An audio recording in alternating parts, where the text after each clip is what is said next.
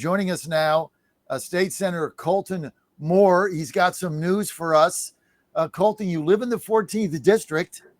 We understand that you might be making an announcement, and I figured we'd give you the opportunity to do that right here, Colton Moore. It's John. It's so great to be back on your show, man. I've missed you, the Godzilla, John Fredericks.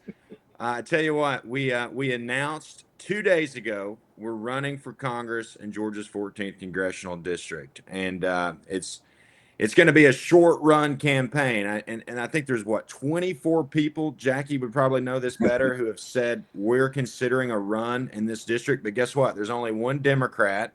So all of us Republicans are going to be vying for those same votes.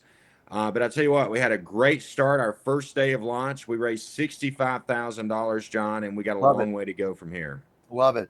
Well, I'll tell you what, you've been a fighter in the state Senate, no question about it. You were on my show many, many times. I remember when you first won that seat. You've never backed down. We also remember the nonsense you went through in the General Assembly trying to get in there, and it was just horrible. But you're a fighter. You've got to be, in my mind, the favorite here going in. But it is a jungle primary, so you've got to finish, 1-2 in that and get in the runoff.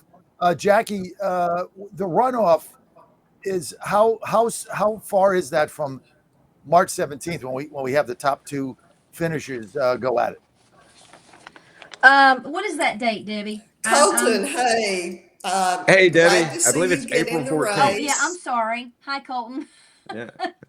Okay, so it's April 14th. Yeah. So we got a jungle. We got a jungle primary, March 17th. Top two finishers have a month, and then they're going to square off in that. And as I think Jackie laid out, Jackie, you're probably pretty astute here. If there's 20 Republicans in it, the Democrat, the one Democrat could finish second, and then or first, and then you'll get a run over the top two candidates. But I'd have to think, Debbie, that Colton Moore has got to be the odds-on favorite going in, right? Based on everything he's done. And name ID, Debbie. Debbie's got no audio. Colton, some of the key reasons why you're running for this seat, what are they? John, it'd be the exact same reasons and the same things we fought for at the state capitol. I mean, obviously, we have to fight for lower cost and lower taxes. I mean, the two most expensive places in the district right now is the gas station and the grocery store. Now, President Trump has done an outstanding job getting our inflation down from where it was under Joe Biden, but we've got to double down on that again. I mean, it's getting completely unaffordable when we continue to devalue our currency and we keep borrowing money to send to the Ukraine and everywhere else in the world. So, obviously lower costs, lower taxes. We have to deport all of the illegals. John, we still don't know how many illegals we even have in this country. Some folks say 15 million, 20 million. Tom Homan, he's came to the state capitol. He's testified before my committee before. I absolutely love Tom Homan, but the man needs more resources. I mean, he's bringing on, swearing in, thousands of more ICE agents coming in January, but we have to double down there as well and make sure those resources exist. Because think about this. If we have all of these illegals vying for the same housing that U.S. citizens are vying for, then the next generation can't afford a house. That's another reason of affordability. We're going to continue to fight corruption. John, I am not afraid of the devil, right? I got Jesus in my heart. I'm fearless. And we have to have fighters in there who aren't afraid to speak out against the corruption that's ruining our country. Let me ask you a few questions. This isn't going to affect you in the short term. It will once you, assuming you win the runoff and get into Congress. Right now, we're having a major debate over what to do with the Obamacare subsidies. Everybody knows where I stand on it. I don't think you can get sticker shock January 1st. I think if we do that, we're going to get wiped out in the midterm. So I'm for an extension that's proposed by Jen Kiggins with a income cap and $5 so we don't get the fraud. If you were in Congress now, what would you do about the Obamacare subsidies expiring? Oh, well, guess what? Let them expire, in my opinion. We'll have a difference of opinion there. I think there's another solution, and that's letting the free market handle things.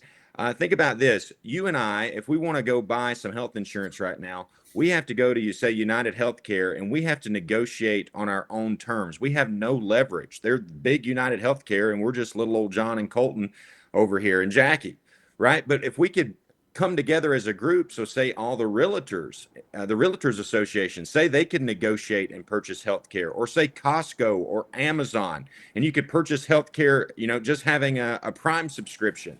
That's going to bring leverage back to these healthcare companies. And all we have to do, it doesn't cost the federal government any money. It's just a quick change of the law. Why is this illegal? Why are we? It's just one of those regulations that we've overlooked for a while, and it needs to be changed. So you're a family of four. You're Obamacare bill. You're getting a subsidy. You make, $80,000. You have a family of four. They're covered. It's $550 a month. You've budgeted that in. You've paid it for, 18, 24 months. You get a bill in January. It's $1,000. They're going to call you up and you're going to say, hey, it's not my fault. It's Obamacare from 2010. They lied. Can't keep your doctor. Prices went up. Subsidies expired. But, let's see if you can find something on the free market. Meantime, you can't pay your bill. What do you tell that family right now on January 2nd? What do you say, Colton? John, but before the subsidies expire, change the law and allow for a group negotiation of health care. That's 20 days, dude. That's 20 days. Well, why can't Congress get it done, John? Well, they didn't get it done. Because we don't have any fighters there who are willing to stop the session and get the job done. Right? If I may interject. Yeah, if I sure, may interject. Sorry, Colton. I haven't interjected until then. We've got to realize that people's lives are on the balance, are they're at stake here. And if you don't have children and you don't know what it's like to barely be able to put food on the table and barely be able to pay for heat in your home, and then all of a sudden, because it's the morally correct thing to do, to get rid of these subsidies because we hate Obama and we hate everything he did, that is making judgments that harm people. The Republicans need to get their act together. And yes, they need strong leadership.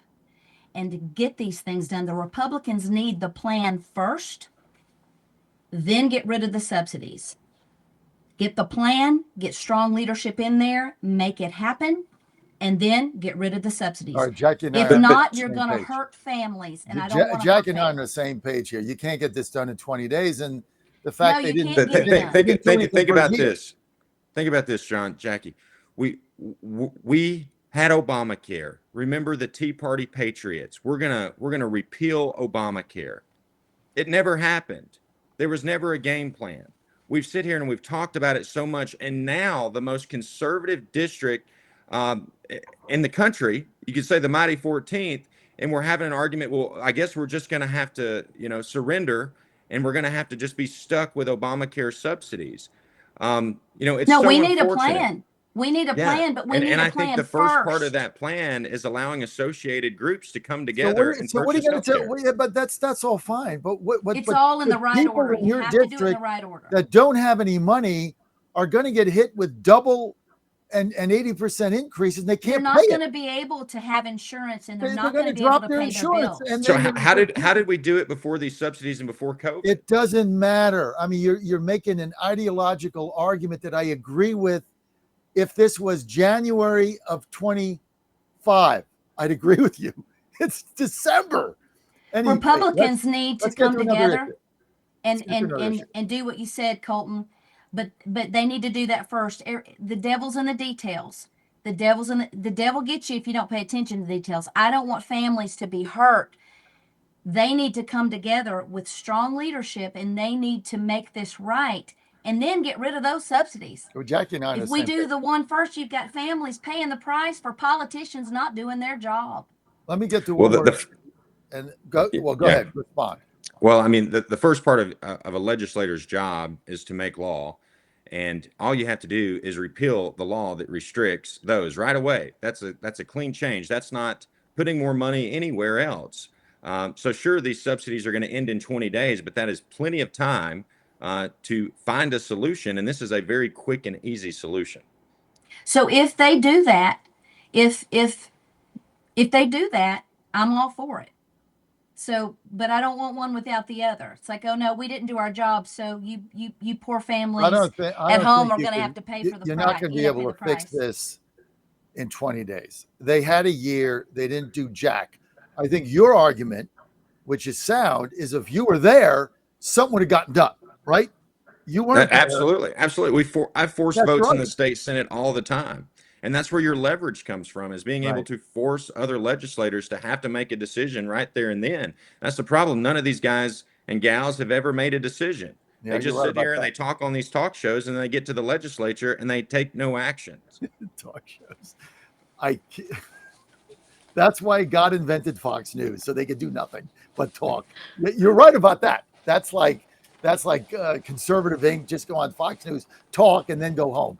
You Right. got that. Okay. One more issue. I got to let you go. A lot of our younger listeners are Zoomers that voted for Trump in 24. They wanted opportunity. They wanted growth. They wanted jobs. I'm getting a consistent message, Colton. They're done with Israel. They got Israel fatigue. They don't want it. They don't want to be involved. They don't want to send any money. They don't want Netanyahu come to the White House. They could give a rat's tail. They're sick of Israel. Do you understand where we are with that, with some of the young people in this country? No, absolutely. John, we're broke. We have no more money. We're out of money. And the money that we do have in our pocket, it loses value each and every day because of inflation, because we continue to bond money. We don't have any money. We just print it off. Now, listen, I support Israel 100%. Okay. But at the same token, there's a biblical principle. And if you can't take care of your own house, how can you take care of everyone else's house as well? I mean, look at Tabitha or Dorcas in the Bible, right? If you're just going to go around and you're going to bless everybody all the time, at some point, you're going to lose the ability to bless others. And that's where we are right now. If we can't take care of our own country, we can't take care of Israel. Now, I'm all in favor of supporting Israel and expanding the Abraham Accords. If there's any type of intelligence sharing we can do to better the safety of both nations, I'm all about it. But when it comes to spending money in Israel, we don't have it to spend, and I wish we did. Colton, people want to follow you on social media. They want to get involved with your campaign for Congress, Georgia 14. Where do they go? So you can go to Real Colton Moore on X, or go to coltonmoore.com. And it would certainly be a great help. We're all about raising some money, or with this campaign's not going to be able to exist. So you can go to coltonmoore.com/donate and help us out there. Hey, you've been in the race 2 days. You've raised $65,000. Not bad. Well, I appreciate that. Thank you. Pretty good start, Colton. Always good to have you on. We have you as the favorite in this race, so we will have you back. Thank you for joining us, Colton. All right, thank you, John. All right, always enjoy Colton Moore. Jackie, Harley, and I are on the same page. I'm going to send her a one-way ticket to Indianapolis. You have to get on a plane this afternoon. Come up here, Jackie. What's my favorite number, Ryan? 26, baby. Jackie, we need 26 votes. I need people like you up here, Jackie. All right. Well, thank you. I appreciate that. I think you're great.